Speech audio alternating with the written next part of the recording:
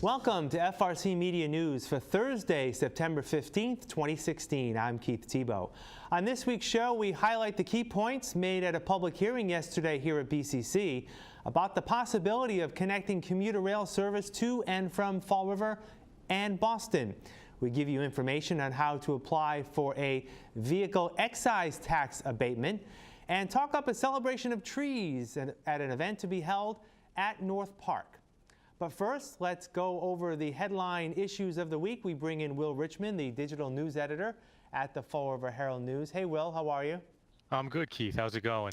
Good, thanks. Another busy week. Let's start with actually news on an update on the King Philip Mill in the city of Fall River. The city has issued an RFP for the sale of that property, and there's still a lot of issues environmentally with it. But what can you tell us about that process? Sure. The city is set out for a minimum bid of $750,000. Anyone who is looking to submit that bid has until the end of October to do so. A couple of conditions coming along with it. They want to preserve parking to ensure that there'll be public use of Cook Pond and to open that area up. So certainly this has been a slow-moving process. This mill is a little bit of an albatross on the neighborhood in that area, but looks like October 31st may hopefully provide some clarity on where the project will go next. Isn't there still some issues concerning environmental impacts and the environmental situation at that mill? Is that still up in the air? The environmental issue is still something that's ongoing. There's been issues with fires there as well from people popping in, squatters that have used it. So there's certainly the aspects of what the developers will have to deal with once they make that purchase, any demolition aspects of it. But I think that's something that the potential redevelopers or the developers will have to consider as they make their bids for the property. Is the city confident that they can get that price for that property? I would hope they are confident for that amount. I guess how likely is the question? Yeah, I'm probably the last person to ask that question too. As the complex itself, I believe, is 750,000 square feet. So, $1 per square foot going forward. In real estate rates, that might be all right. So, but we'll leave that to those who have to spend the money. All right. Well, the reason why I asked that sort of dovetails into our next story. The City Council this week again talking trash during their Finance Committee meeting this week, where the issue of selling the old refuse trucks that the city has that looking to sell after the city privatized its trash service. The city was looking for over $1 million at one point, and then the bids came in well below that, about half of that. And the city, I guess, the council is looking to reissue that RFP to see if they can get more money. Is that the latest? Yeah, talking about issues that don't seem to go anywhere, similar to King Philip Mill. Yeah, unfortunately. The issue of the trash trucks is still ongoing. After you mentioned the city received the initial appraisal of about $1.2 million, had an agreement in place with Easy Disposal to sell the trucks, had to sort of trash that proposal because it didn't fit procurement laws. So city councilors saw another set of appraisals because they felt more could be obtained. Those second set of appraisals came back with two that were just under $500,000. So this process is ongoing. There are councilors who are suggesting more can be had by selling the trucks individually than as a lot of all 18. This, continues to go back and forth between the mayor's office and the city council. When a resolution will come on it, that is still yet to be seen. But at this point, it's really a matter of just waiting on the council to declare these as surplus property so that the city can really find out what they can get in return for these trucks. Right. And I know just following along online at the Herald, Joe Good at the meeting this week, they talked trash for quite a bit of time, including a progress update on pay-as-you-throw. And if I read, and I apologize if this is incorrect, but if I read her tweet correctly, The city has issued over 130 citations for failure to comply with pay-as-you-throw, and not many people thus far have paid those fines. Yeah, there hasn't been a lot of payment. I don't think, if I recall, it was either 0 or 1 payments on those citations. So not a whole lot of, seriousness being taken by those who are being cited. I believe at that same meeting, they mentioned that the compliance rate was in the high 80% range. So, certainly there is compliance. There is people being cited, it sounds like. Enforcement of those citations seems to be the missing piece as the city continues to try to really strengthen this process. Yeah. All right. Well, we'll just follow through on that. I know as you have at the Herald. All right, Will, what's coming up at the paper over the next few days? This weekend, the police department recently administered their 100th dose of Narcan as the city continues to battle the opioid epidemic. So we kind of went back, we talked with the police department and EMS services to kind of find out how much they've been using the sort of opioid antidote lately, as well as an update on the numbers of overdoses in the city, which are really quite staggering and have already outpaced 2015. So the situation is not getting any better when it comes to opioids and overdoses here in Fall River, and we'll have a little bit more on that in Sunday's paper. All right, very good, Will. Thanks as always. We'll talk again soon. All right, have a good weekend, Keith. All right, we'll have more FRC Media News right after this. Here are some job descriptions on the latest hot job list from the Fall River Career Center. Receptionist, Administrative Assistant. Advanced Career Services in Fall River is looking for a receptionist administrative assistant to handle a variety of personal-related administrative duties, basic knowledge of labor laws, and excellent organizational skills. Job number 785-6745. Physical Therapist. Country Gardens Health and Rehab Center, located in Swansea, is looking for a skilled physical therapist to join their team of dedicated healthcare professionals in providing quality resident care.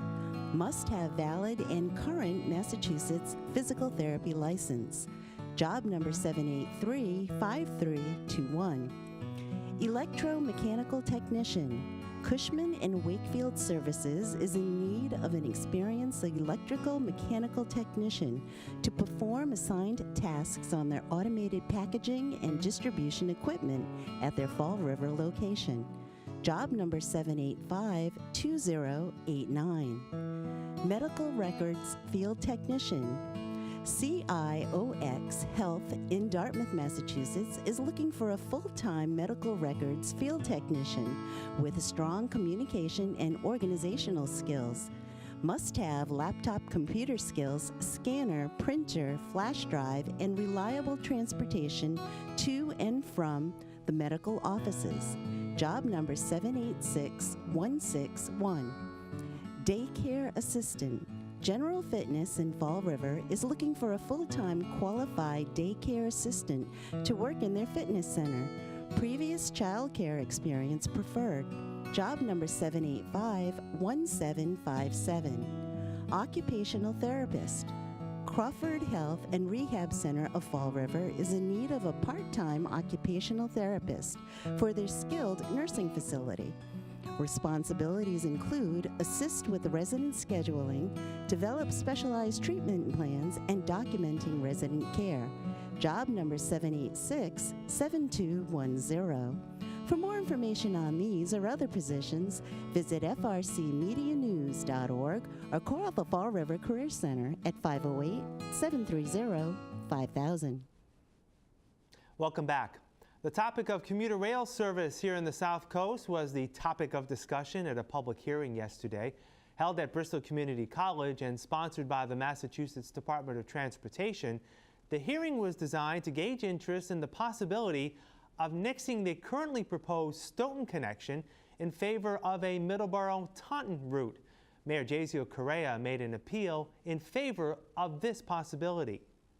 I'm very excited about this. This is something that I was looking forward to speaking about for a number of weeks leading up to tonight's meeting.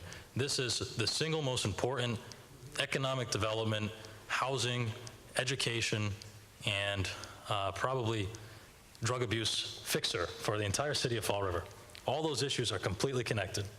And over the last several weeks and several months, I've been speaking to a lot of different people in Boston, a lot of different people in the region, and this is so vitally important because the Middleborough route, which I'm supporting, and our delegation is supporting, has come out to support as the first delegation and mayor, as well as local municipal government, has come out first and foremost, ahead of everything, I think, to say, yes, we are supporting the Middleborough route.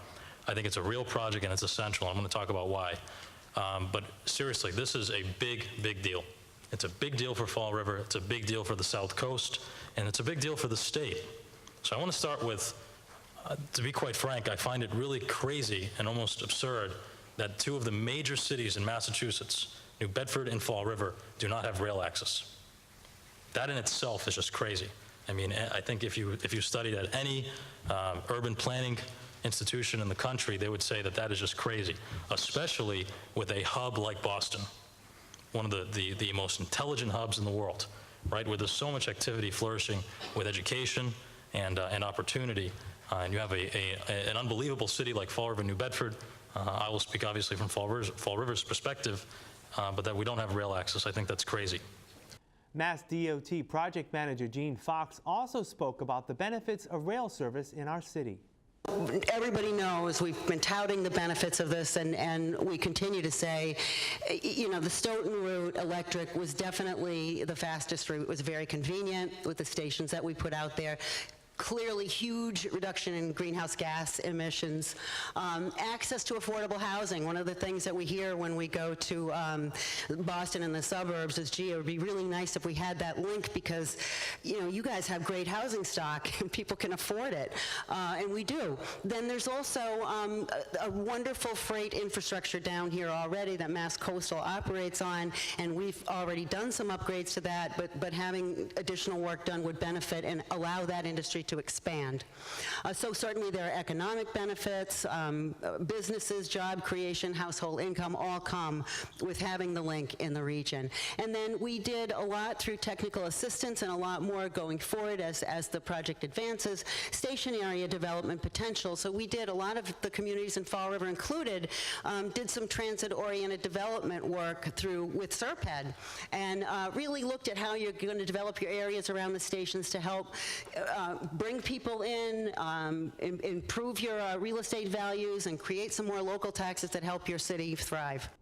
This most recent public hearing was the third of 6 to be held throughout southeastern Massachusetts.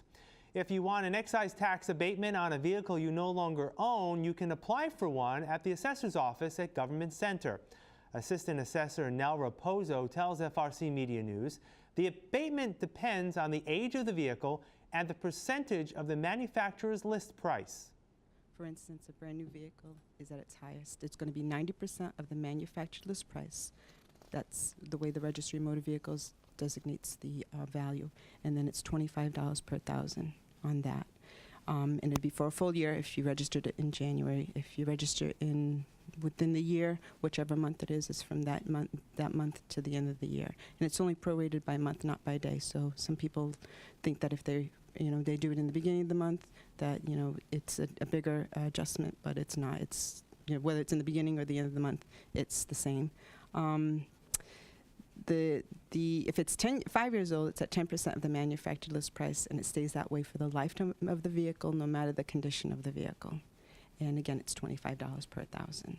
So say, for instance, the vehicle manufacturer's list price was $25,000 back when it was manufactured. It's going to be $2,500 for value times $25 per thousand, and then I'll come up to the year. That's for a year. But if you don't have it for a full year, it gets prorated for the month, by the month. If you're looking to eliminate a vehicle excise bill, Raposo stresses you must be sure you can account for the license plate that correlates with the vehicle in question.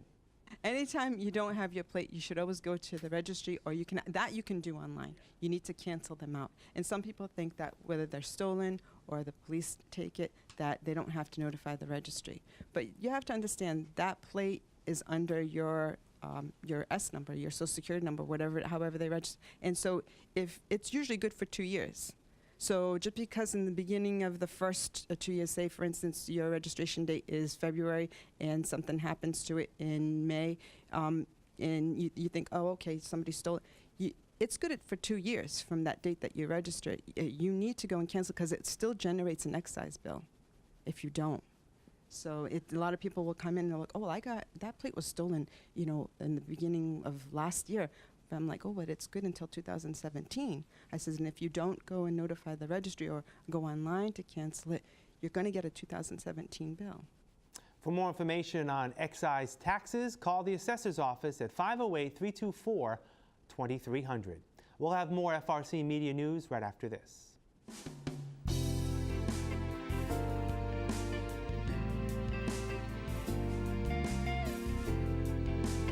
Welcome to Hot Dogs and Cool Cat. Meet Toes. And if you can't see it on camera, that's why he's named Toes. He's got lots of them. Toes came to us very underweight, very little fur, and doing nothing but eating ever since he got here. And he has improved so much. If you want to feed a cat, he's the one for you because he wants to be fed. He loves to eat. This is Rico. Rico is a 2-year-old Chihuahua, and he's really, really very friendly. Knows a lot of his cues too. He was an owner surrender, and they took very good care of him. But unfortunately, they couldn't keep him. So he's here. He's looking for a new home. He's really just a happy little dude. So if you want to come see him, we'd love to have you. We're here at 300 Linwood Drive in Fall River.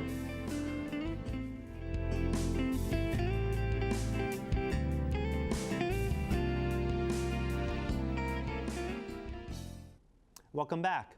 The Fall River Street Tree Planting Program will welcome autumn by offering a free family event this Saturday. The event is scheduled at North Park from 9 a.m. to 1 p.m. Event goers will learn tree identification tips such as shape and size and also bark characteristics. They'll also gain some knowledge about how natural honey is produced. Local beekeeper Eric Pilot met with FRC Media News to explain his part of the event. I'm going to be the beekeeper discussing the importance of pollination for our local trees and plants. And that's part of a bigger picture of celebrating trees and tree identification, tree planting, and some other educational aspects for young and old. Now, can you give us a little synopsis or rundown of what you'll be explaining to the people who attend? I'm actually going to have an observation hive filled with bees, so the community can get up close and personal with bees without any fear of being stung by them because they are in an enclosed glass environment. So they'll have that opportunity to see up close and ask me questions about beekeeping and bees and the importance of pollination, and we'll have some information available on what type of trees and plants are beneficial to attract pollinators to your yard and to the general area. If you plan to attend, please enter North Park on the Highland Avenue side between Hood and Stanley Streets. That'll do it for this edition of FRC Media News. You can watch us Thursdays and Fridays at 6 p.m., but you can visit our website 24/7, frcmedianews.org. For all of us here at FRC Media News, I'm Keith Tebow. Have a great week. We'll see you next Thursday.